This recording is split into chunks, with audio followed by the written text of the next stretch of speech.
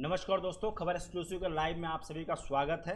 आज हम बात करेंगे उत्तर प्रदेश में आपराधिक घटनाएं रुकने का नाम नहीं ले रही हैं। उत्तर प्रदेश में जो नया मामला सामने आया है वो एक सीएम आवास से कुछ दूरी पर एक मामला सामने आया, जहां पर हत्या का मामला सामने आया है, जिसमें डबल मर्डर केस है। एक माँ और एक बेटे की हत्या कर दी गई गोली में, और वो भी कोई आम इंसान नहीं, वो भी एक रेलवे बोर्ड के बड़े अधिकारी हैं। और इस मामले में अब एक बड़ा खुलासा हुआ है। वो खुलासा आपको हम बता देते हैं पहले ही। खुलासा ये हुआ है कि मर्डर करने वाली, हत्या करने वाला कोई और नहीं, वो माँ बेटे की जो हत्या हुई है उसी, और बेटी ही हत्या निकली है। और बेटी नेशनल लेवल की शूटर है। उस निशानदेही पे ही पुलिस को शुरुआत में शक हुआ, जिसके बाद में पुलिस ने अपनी तहकीकात की और उसमें ये सामने निकल के आया कि बेटी ने ही इन दोनों को मौत के घाट उतारा। और उसके बाद में उसने खुद को भी चोट कर पहुंचा लिया, और फिलहाल वो खुद ट्रामा सेंटर में है। तो ये देख लीजिए कि हत्या करने से लिए कितने कितने साजिश और कितने कितने दिमागे इतने लाइव इतना चलने लगा है। फिलहाल उत्तर प्रदेश, चलिए इस डबल मर्डर केस में घर का ही व्यक्ति हत्यारा निकला, लेकिन एक दिन पहले बनारस में हुए डबल मर्डर केस में, जहां पर बाइक से जा रहे दो लोगों को कुछ लोगों ने मिलकर गोलियों से भून डाला। तो ये उत्तर प्रदेश में जो आपराधिक घटना हो रही है, इस पर जवाब कौन देगा?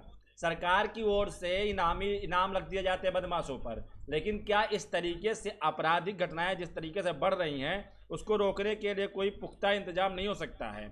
अभी हाल फिलहाल में आपको बता दें कि एक ISIS के आतंकी गिरफ्तार हुआ, वो बलरामपुर जिले का पाया गया। तो क्या उत्तर प्रदेश में अब अपराध करने का एक सॉफ्ट टारगेट हो गया है कि मतलब वहाँ पे अपराध करना इतना आसान हो गया है कि अपराधी अपराध कर रहे हैं और फरार हो जा रहे हैं?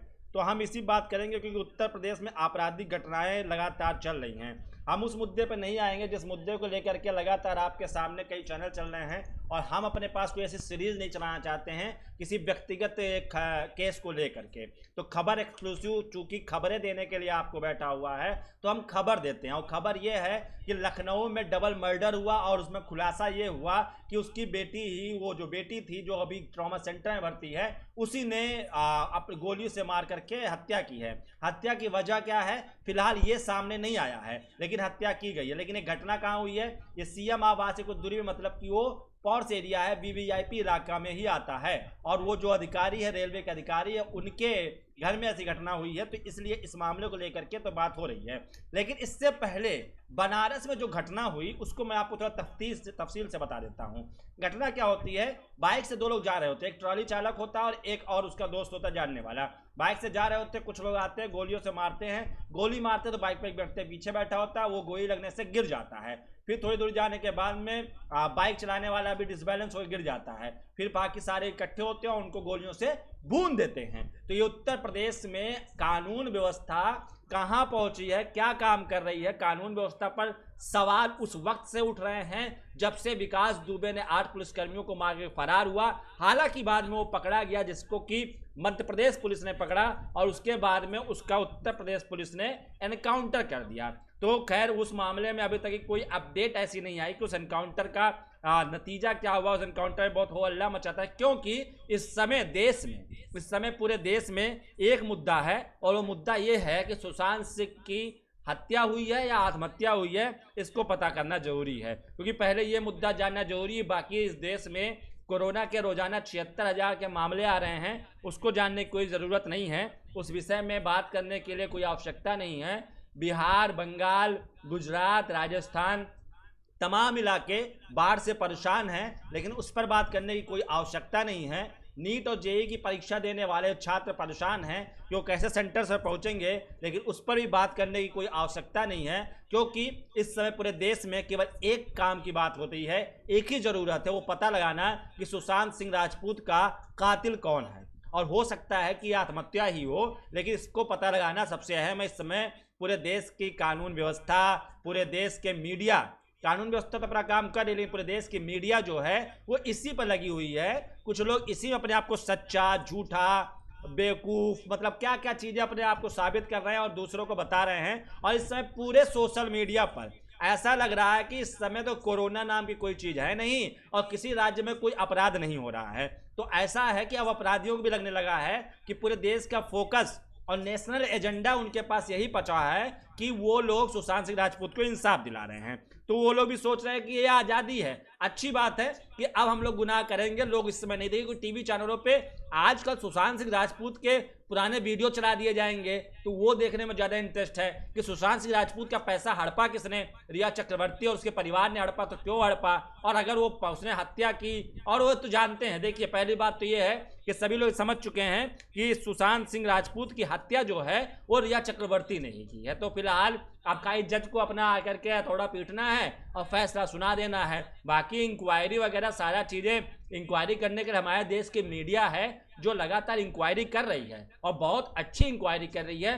कहाँ कहाँ से चैट निकाल ला रही है, सीबीआई के सवाल ढूंढ ला रही है, यहाँ तक कि उसको ये पता चल जा रहा है कि अब रिया गिरफ्तार भी हो जाएंगी। और तो और ये तो छोड़िए, ये पता चल जा रहा है कि उसी पोस्टमार्टम में क्या गलतियाँ थी और क्या गलती कौन किया था, हत्यारा कौन है, तमाम चीज़ें, उसके पैसे में हेर फेर किसने की थी, ये तमाम बातें इस समय मीडिया की तहकीकात में पता चल चुका है। मतलब मीडिया ने कोर्ट में जाकर खामा खा चिल्लाने की आवश्यकता पड़ी कि सीबीआई इन्वेस्टिगेट करे। और यहाँ तक कि सुशांत के जो हाउस स्टाफ हैं, जो कुछ हाउस स्टाफ हैं, वो लोग इतना जोर जोर से चिल्ला के बोलते, कहते हैं ना कि चिल्लाने से कोई बात सच नहीं हो जाती है, लेकिन शायद इस देश में अब चिल्लाने से ही बातें सच होने लगी हैं। अगर आप चिल्ला देंगे तो शायद आपकी बात को सच मान लिया जाए और उस हिसाब से कानून अपना काम करना शुरू कर दे, कोर्ट अपना काम करना शुरू कर दे। तो खैर, हम उस मुद्दे पे नहीं जाएंगे, क्योंकि हमें लगता है कि देश में अभी ऐसे बहुत तमाम मामले हैं, तमाम मुद्दे हैं जिस पर बात करने की आवश्यकता है। और खबर एक्सक्लूसिव हमेशा आपसे उन्हीं मुद्दों बात करता है जो वाकई में खबरें हैं। हमारा मकसद यही रहा है कि हम आपको वो खबर दें जो खबर वाकई में आप लोगों से जुड़ी हुई है। सुशांत सिंह राजपूत को इंसाफ मिलेगा, अच्छी बात है, मिलना चाहिए। कानूनन यह अधिकार है कि एक व्यक्ति को इंसाफ मिले, लेकिन सिर्फ और सिर्फ पूरे देश की मीडिया केवल एक मामले पर पूरा फोकस करके बैठ जाए, उसको लेकर नजर करने लगे कि अब इसमें क्या होगा, इसका गुनहगार कौन है कातिल। देखिए, महा कवरेज, फलाना का इंटरव्यू, ढिकाना का इंटरव्यू, इसका इंटरव्यू, उसका इंटरव्यू, इसी चक्कर में हम उलझे पड़े हैं। और यहाँ पर कातिल हैं जो हत्याओं पे हत्याएं कर रहे हैं, अपहरण हो रहा है, किडनैपिंग हो रही है, बाढ़ की त्रासदी में लोग परेशान हो, लैंडस्लाइड में लोगों की जाने जा रही हैं, लेकिन इन सब की फिक्र नहीं पड़ी है। कोरोना के रोजाना 70,000 से ज़्यादा मामले ऑन एन एवरेज आ रहे हैं, लेकिन उस पर चर्चा नहीं करनी है, उसको लेकर के फिक्र नहीं है, उस पर फिक्रमंद नहीं है। और यहाँ तक कि आपको बता दें, जो चैनल्स इस समय बहुत धुआंधार कवरेज कर रहे हैं, आप लोग देखिए, वो जो सीख सिखाते हैं कि सोशल डिस्टेंसिंग रखिए और सैनिटाइजर इस्तेमाल कीजिए, उनकी भीड़ देखकर तो मुझे कहीं सोशल डिस्टेंसिंग नज़र नहीं आ रही है। खैर, कोई बात नहीं, इस देश में मुद्दों की थोड़ी कमी हो गई है, लेकिन मैं आपको वो मुद्दों को बता देता हूँ।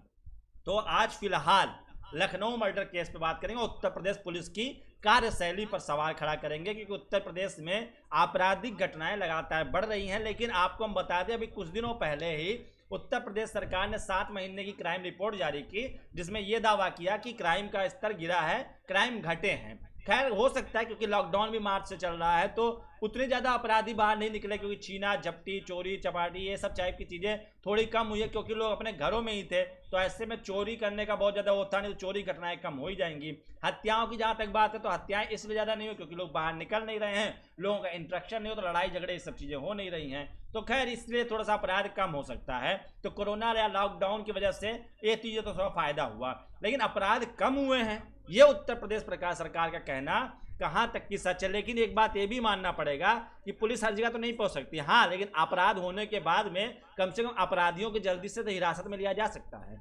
तो और लेकिन अपराधियों के अंदर वो डर बैठाया जा सकता है कि अपराधी अपराध करने से पहले ये सोचे, 1000 बार सोचे कि वो उत्तर प्रदेश में रहता है और यहाँ अपराध करने के बाद आपको सख्त से सख्त सजा जल्दी मिलेगी। अब आप कहेंगे कि ये अपराध की सजा दिलाना पुलिस का काम नहीं है, पुलिस तो सजा नहीं सुनाती, पुलिस गिरफ्तार कर सकती है, सजा सुनाने का काम कोर्ट का। कोर्ट की जो थ्योरी है, मतलब जो संवैधानिक कार्रवाई है, वो बहुत लंबी प्रोसेस है, इसलिए उसमें बहुत लंबा समय लग जाता है।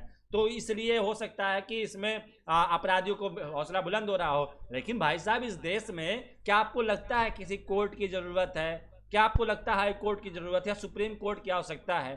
क्योंकि यहाँ पर तो हम लोग फेसबुक, ट्विटर और ये 2, 3, 4 तथाकथित चैनल हैं, टीवी चैनल्स हैं, जो अपना फैसला सुना देते हैं। उनसे पूछ लीजिए भाई, इसने हत्या किया है कि नहीं किया है, तो वो आपको आके बता देंगे कि हाँ नहीं इसने हत्या किया है और ये बुनियाद है, यही हत्यारा है, आप कोई आवश्यकता नहीं है जज साहब, इसको तुरंत आप सजा दो, फांसी लटकाओ, नहीं तो अगर आप नहीं कर पा रहे तो हम बता देते हैं, आप खैर इसको फांसी लटकाओ, हमने बता दिया, सजा दे दिया गया है। और ज़्यादा दिक्कत हो रही है तो आप चेक कर लो, ट्विटर पर उसकी ट्रेंडिंग करिए, अरेस्ट फलाना जस्टिस फॉर ढिकाना, ये चारा से चल रहा है। इस तरीके से अब इंसाफ और इस तरीके से कानून की बातें की जाएंगी।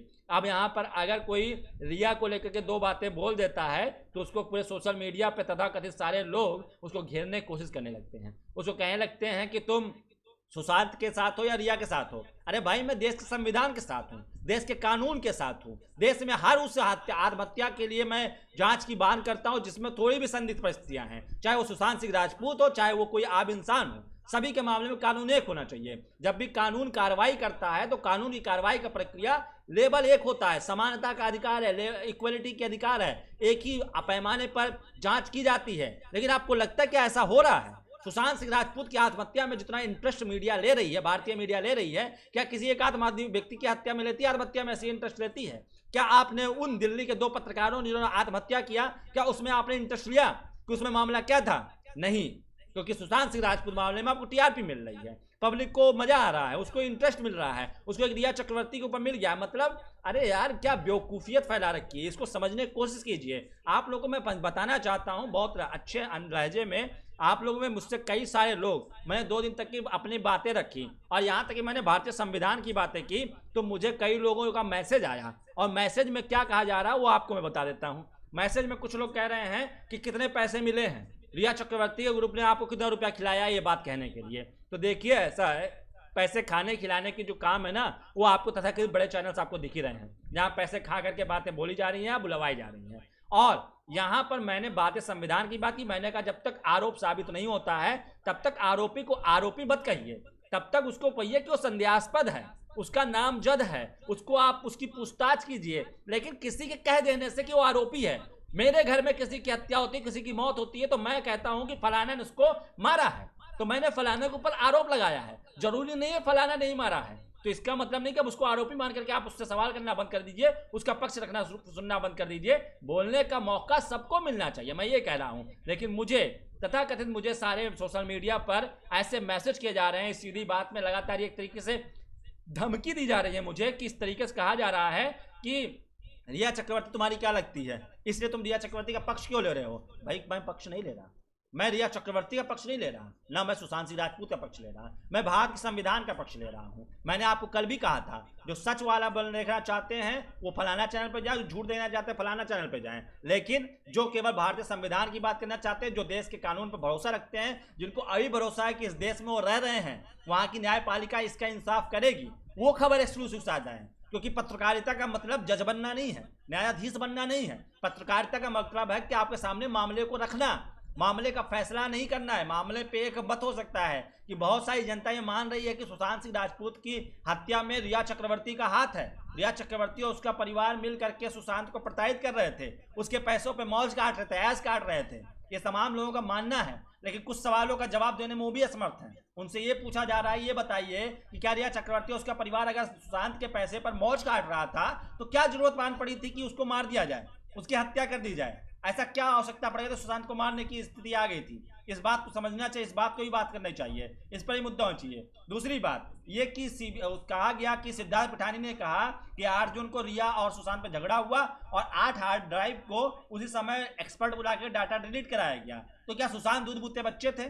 क्या सुशांत को एकदम पता ही नहीं था कि क्या चीजें हो रही क्या नहीं हो रही हैं? चलिए मान लिया कोई ड्रग्स जैसी चीजें है जो रिया चक्रवर्ती उनको उनके जानने के बावजूद ना जानने की स्थिति में उनको दे करके उनको अचेत कर देती, उनको पता ही चलता था और रिया चक्रवर्ती सारे गलत काम करती थी, तो उस वक्त मौजूद हाउस स्टाफ जो आज सत्यता की मूर्ति बने, न्यायमूर्ति बने हुए हैं, तो उन लोगों ने उस वक्त क्यों नहीं कोई कार्रवाई की?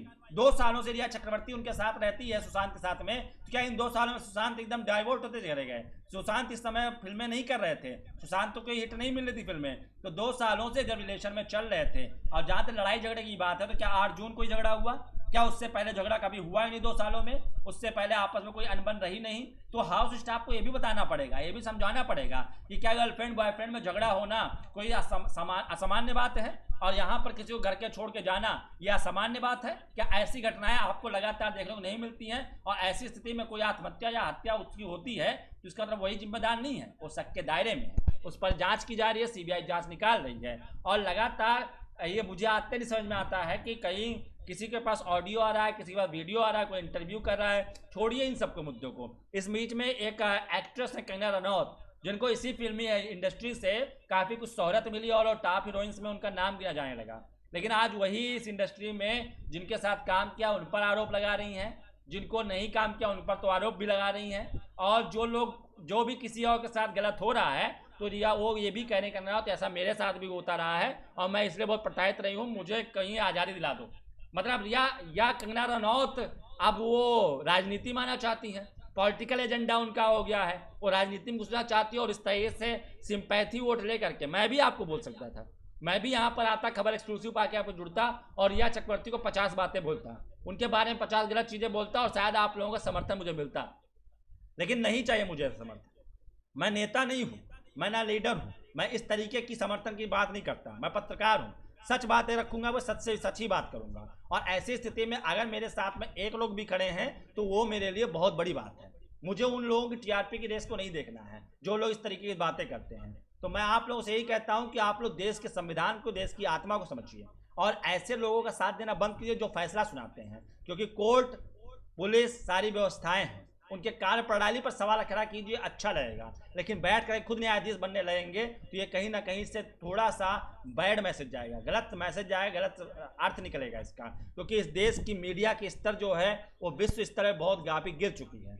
जिनको आप सच मान रहे हैं उन्हीं लोगों ने इसमें अहम भूमिका निभाई है। तो हम और आपकी कोशिश ये होनी चाहिए कि हम मीडिया के स्तर को उठाएं, आगे भारतीय मीडिया को भी लोग सीरियसली लेना शुरू करें। आज अमेरिकी मीडिया का आप रिपोर्ट उठाकर दिखा देते हैं, कहते हैं फलाना ने कहा और आप मान लेते हैं, लेकिन भारतीय मीडिया की इतनी लाइबिलिटी नहीं रह गई है, इतनी क्रेडिबिलिटी नहीं रह गई है, उनको सीरियसली नहीं लिया जा रहा है। और जिस सच्चे वाले चैनल की आप बात कर रहे हैं उस पर इस समय ऐसे ही चल रहा है, अगर आपके घरों में 2 टीवियाँ हों और नहीं तो आपके पास स्मार्ट टीवी है तो अपने स्क्रीन पर 2 स्क्रीन करके देख लीजिएगा, एक पाकिस्तान का चैनल लगा लीजिएगा, एक वो चैनल लगा लीजिएगा, आप उसमें भेद करना मुश्किल हो जाएगा, आपको फर्क करना मुश्किल हो जाएगा कि वो कैसी बातें कर रहे हैं। जैसे पाकिस्तानी चैनल्स बेबुनियाद बातें करते हैं और बेबुनियाद चीज़ें पर लड़ाई कर रहे होते हैं, वैसे आज हमारे देश की वो चैनल, कुछ मीडिया तथा कुछ मीडिया संस्थान इस तरीके से बातें कर रहे हैं कि उनको कोई बात करने का लहजा नहीं, उनको देश का संविधान कानून से कोई मतलब नहीं है, उनको कोई बात करने का तर्क रखने की ज़रूरत नहीं है, उनको बस बात करनी है, कहनी है, मुंह में जो आया बोल दिया, उसका संवैधानिक तरह हो कि ना हो।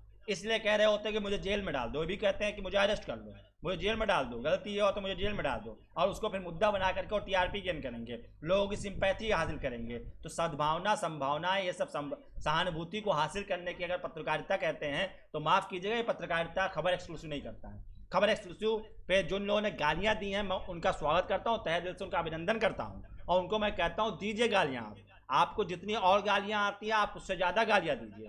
आप लोग जो भी कहना चाहते हैं, आप आज़ाद हैं, स्वतंत्र हैं, मैं यही बात कह रहा हूँ, स्वतंत्रता का अधिकार है आप लोगों को जो कहना कहिए, गलत लगता है कहिए, लेकिन कम से कम न्यायाधीश मत बनिए, गलत लगे गलत को गलत कहिए, लेकिन ये फैसला मत सुना दीजिए। आपको रिया चक्रवर्ती गलत लगती है, कहिए हाँ गलत है आपको, लेकिन ये दूसरे को आपको गरियाने का अधिकार इस बात के लिए नहीं है कि फलाना इसलिए कह रहा है कि रिया चक्रवर्ती को मौका देना चाहिए तो आप उसको गाली देना शुरू कर दीजिए।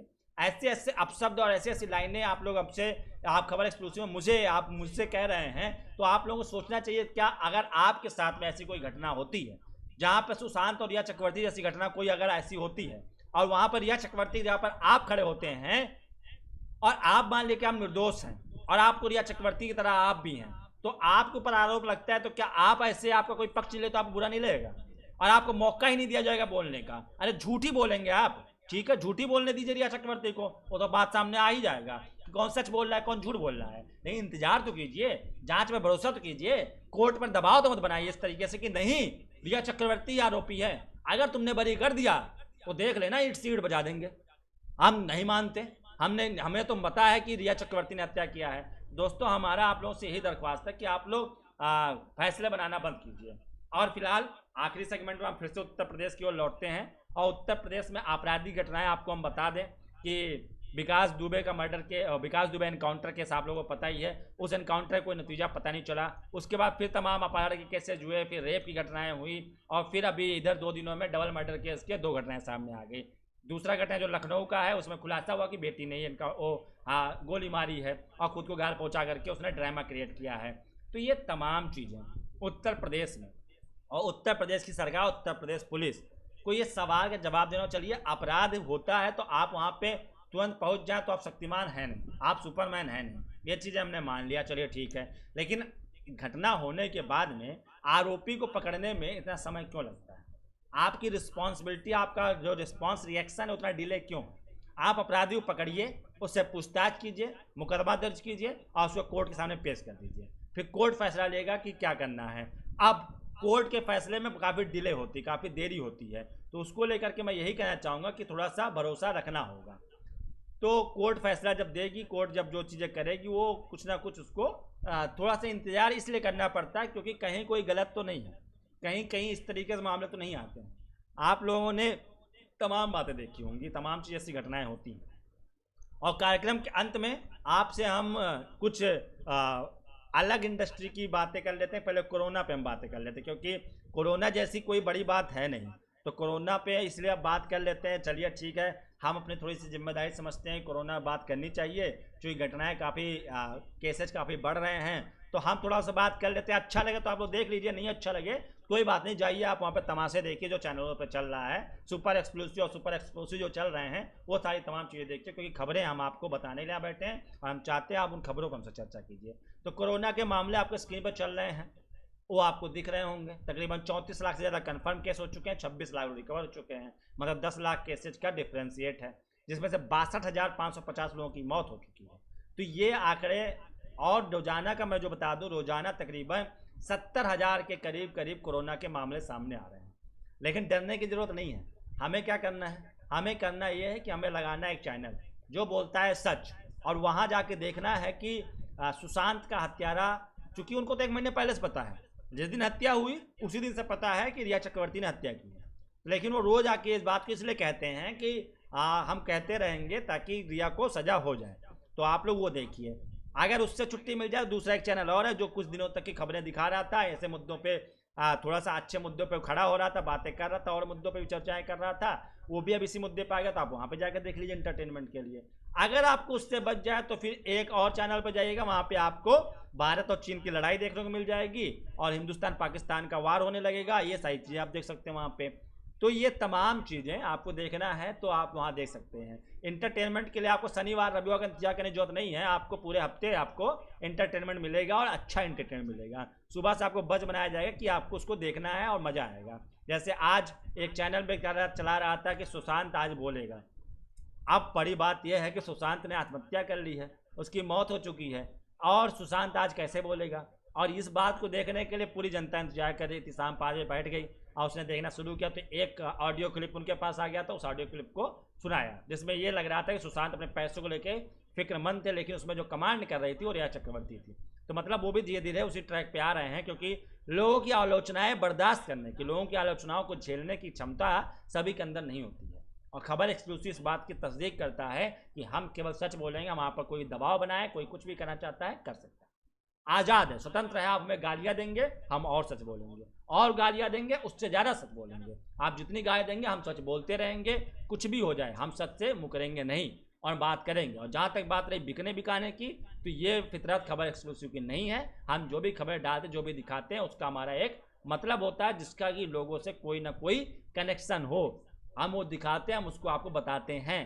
तो ऐसी खबरें हम आपको जुड़ाना चाहते हैं, आप लोग को जोड़ना चाहते हैं। सीधी बात सौरभ के साथ का मतलब यही है कि यहाँ पर हम बात करते हैं मुद्दे की, खबर की, जात पात की नहीं, उन बातों की बात नहीं करते हैं जो एक परिवार के लिए हम इंसाफ दिलाने नहीं बैठे हैं। हम यहाँ पे परिवारवाद की राजनीति नहीं करते, हम यहाँ परिवारवाद की खबरें नहीं चलाते हैं कि सुशांत को इंसाफ दिलाना है। हमें इंसाफ दिलाना है देश के हर उस परिवार को जो पीड़ित है, जो परेशान हो रहा है, जो जिसके साथ कोई ना कोई अन्याय हो रहा है। लखनऊ में डबल मर्डर केस हो जाता है, खबरें नहीं आती हैं, चैनल पर नहीं दिखाई जाती। क्यों नहीं दिखाई जाती हैं? बनारस में कल डबल मर्डर केस हो जाता है, उसके मामला क्यों नहीं दिखाया जाता है? क्या यही खबरें बची रह गई हैं? आपके हर जगह खबरों में कहीं सुशांत सिंह राजपूत और या चक्रवर्ती की खबरें दिखाने के लिए जरूरत रह गई है? देश में कोरोना के रोजाना 70,000 से ज्यादा मामले आते हैं, उस खबर को दिखाने की हिम्मत क्यों नहीं है? उस पर सरकार को घेरने की बात क्यों नहीं है? आपने सरकार को सुरक्षित कर दिया है।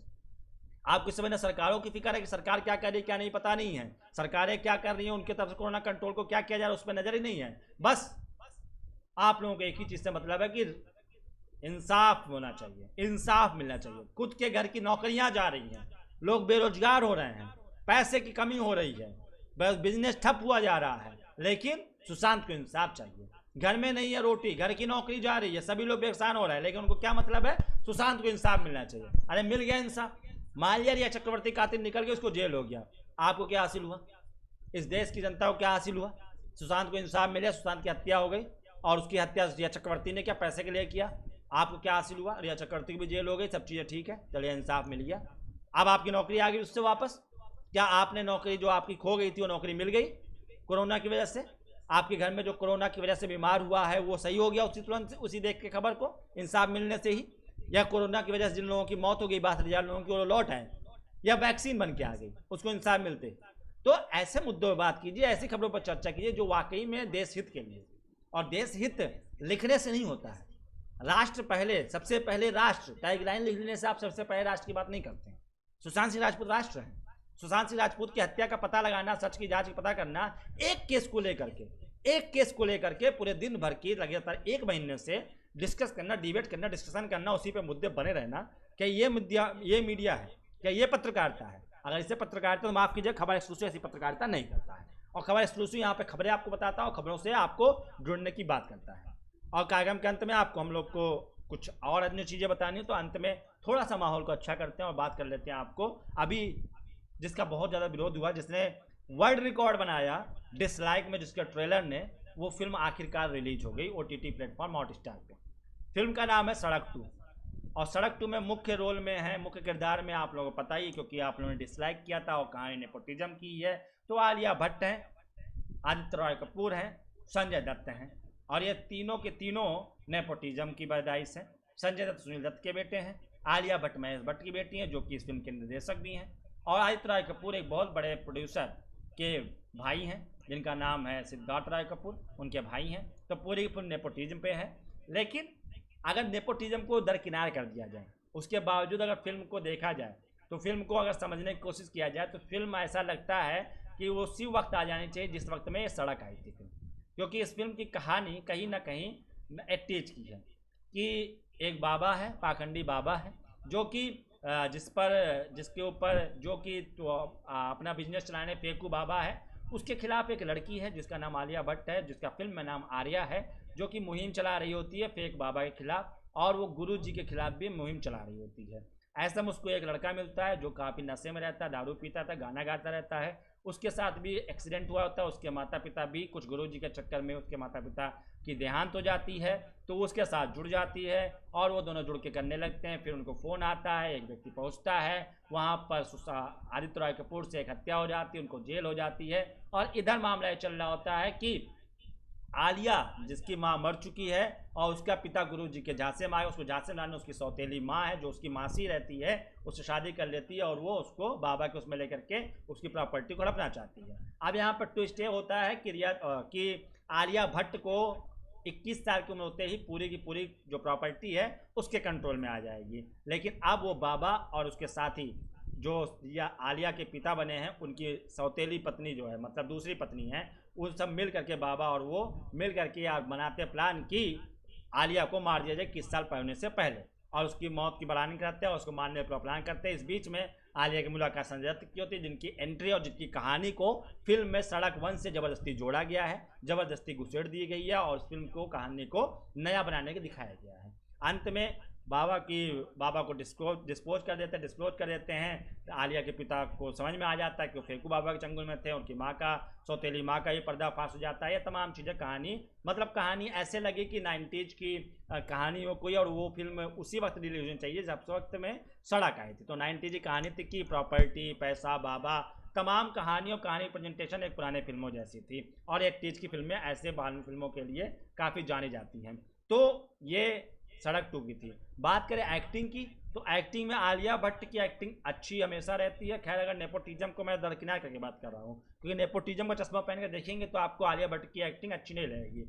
जहाँ तक बात रही आदित्य रॉय कपूर की, तो आदित्य रॉय कपूर की एक्टिंग की इमेज वही है जैसे कृष्ण मुखर्जी थे, जो दारू पिए लगता था, नशेड़ी की एक्टिंग करते थे। तो आदित्य रॉय कपूर को हर फिल्म में दारू जरूर पीनी है और उनको नशेड़ी टाइप की एक्टिंग जरूर करनी है, रफ एंड टफ नशेड़ी लोफर टाइप की एक्टिंग जरूर करना है। तो ये उसी तरीके से कर रहे हैं। संजय दत्त एक बुजुर्ग व्यक्ति बने हैं जो काफ़ी सीरियस रहते हैं, फिर वो मारने भी लगते हैं, मतलब उनका रोल कुल मिलाकर के वैसा ही है जैसा जनता को जाना जाता है। फिलहाल निर्देशन और ये सब चीज़ें कहानी और उसमें कहानी प्रेजेंटेशन की बात करें तो पूरी तरीके से ये फिल्म महेश भट्ट के स्टाइल की फिल्म है, जिसमें काफ़ी चीज़ें जो थोड़ी सी सेक्सुअलिटी डालनी होती है वो भी वो डालने की कोशिश करते हैं। किसिंग ये सब से तमाम सीने ये सब डालने के लिए माहिर माने जाते हैं। ड्रग्स नशा ये सब डालने के लिए भी महेश भट्ट जाए जाते हैं। उनकी कहानी थोड़ी डल होती है और उसी तरीके से ऑन एन एवरेज खबर एक्सक्लूसिव इस फिल्म को पूरी तरीके से जो रेटिंग देता है वो 5 में से कुल मिलाकर केवल 2 की रेटिंग देता है, और इसको 2 स्टार सिर्फ इसलिए देता है क्योंकि ये फिल्म एक बहुत अच्छी बज बना के रखी थी